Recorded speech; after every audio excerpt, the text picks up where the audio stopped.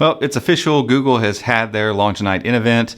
They announced a bunch of stuff across just a small window of time. The thing was 30 minutes long, and they gave us a ton of information about a handful of new products. So what we would tell you to do is, if you want all the nitty-gritty details about everything that they announced, head over to chromeunbox.com and you can see all the posts about each individual piece of hardware. Instead, in this video, we just kind of want to give our gut reactions to everything that Google talked about and what it could mean for their product lineup moving forward.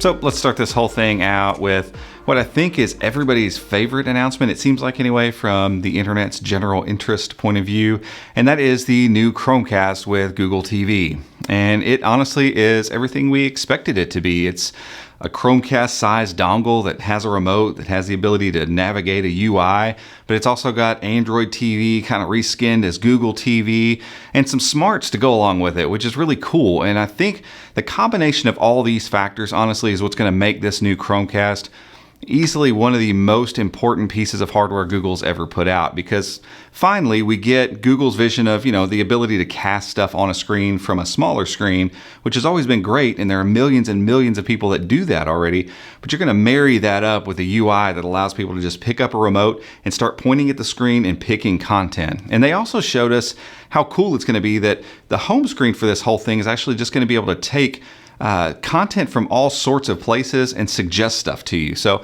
if you like watching crime dramas, for instance, it can pull crime dramas from Netflix, from the NBC app, it can pull it from the CBS app, or it can pull it from Hulu or wherever and just suggest, hey, you probably are going to like this show. And ultimately, Google's really good at doing that, of taking information that we all use on a daily basis and saying, hey, we think this is probably a good fit for you. It doesn't matter where it comes from, because Google TV doesn't care. They just say, hey, we think you'd like this show. You click it, it tells you what the subscription service is that has it, and you just go watch it, or subscribe to that streaming service and start watching it.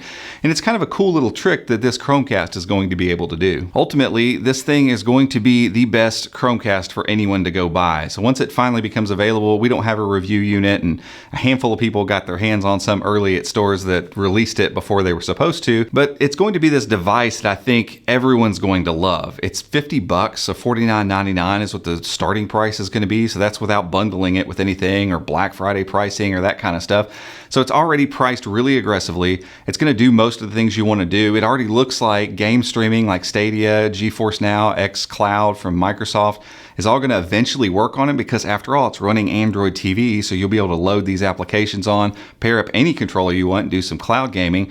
I mean, it's going to just kind of do it all for a price that's insanely competitive. So I think Google just absolutely knocked it out of the park with this thing. We can't wait to get it in the office and start messing around with it and seeing all the things that you can do with this new version of the Chromecast. Second up, they introduced Nest Audio. And again, we knew about all this stuff before. It's not like any of this stuff was a surprise. And they didn't really give us anything that Nest Audio is going to do necessarily that we didn't already think it's going to do. But the way that they presented Nest Audio to me tells me it's going to be a fantastic speaker.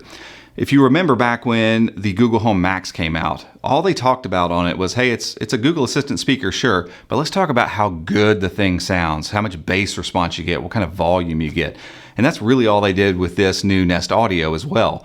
It's obviously going to be smaller than the Google Home Max, but they spent the entire presentation time talking about the audio quality of this speaker.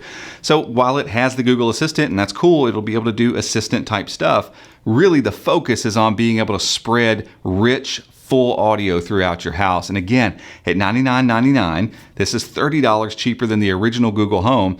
And honestly, it's going to be better in every single way, especially in the audio department. And I think it's going to make an awesome fit for a ton of people looking for a good speaker to be in a living room or a kitchen area or something like that. Finally, and probably least surprisingly, they debuted two new phones, the Pixels, the 5G Pixels. And the way they're laying this out is you got one affordable and one maybe not so affordable version. So the 4A 5G is kind of a souped up 4A. It's got a faster processor in it, larger screen, that kind of stuff. The Pixel 5, on the other hand, has the same 765G processor that the 4A 5G does, but you get all kinds of extras on top of that. So you get a faster refresh screen, you get a better build quality, you get reverse charging, wireless charging, all this extra stuff. So all the stuff you would kind of expect in a Pixel phone.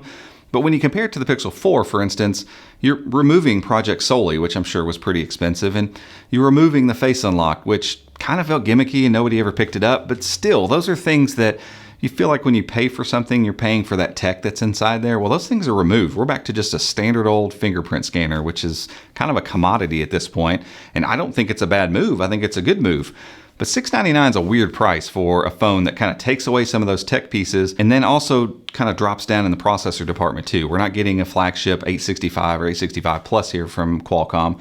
We're getting the same 765G that's in the 4A 5G. That is $499. And while there's some things that the 5 obviously is going to do better than the 4A 5G, I get that. The pricing just seems a little off to me when we compare it to phones like the OnePlus Nord that has most of the same specs and stuff that the Pixel 5 has and cost hundreds of dollars less.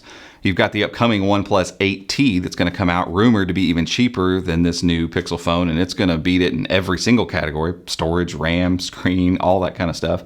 And then you've got the Samsung Fan Edition S20 phone that just came out, and it's $699 as well, and it has all the same specs and a couple things it does better, like 120 hertz refresh screen and in-screen fingerprint scanner, and just some of those nicer things that you kind of want to get out of a almost flagship phone that I just feel like the Pixel 5 is not delivering. That's not to say that the Pixel 5 isn't going to deliver a great phone experience. I've not used it, so I can't say whether it is or isn't.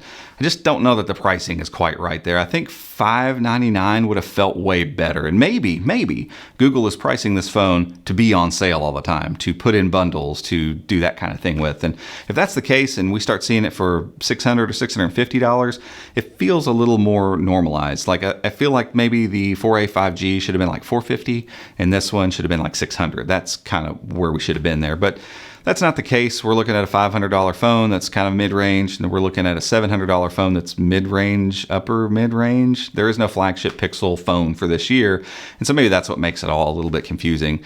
And as we kind of knew that Google was going to do this with their phones, I just was hoping that we would see the upper end price come down a little bit more, because the competition in this range of phones is getting so fierce. It just feels like all of a sudden here we are again with Google having to have an uphill battle as they go into the fall with their latest phone. So that's it. In a handful of minutes, there's our reaction to this whole event. And I think The Verge and Engadget both posted within minutes of the event being done, the entire event in like 6 minutes. The whole thing's only 30 minutes. It kind of blurs by. So I'd recommend, if you want to go watch it and get all the details, all the specific details from stuff, go watch that, or go check out chromeunbox.com and look at all of the individual breakdowns of these pieces of hardware.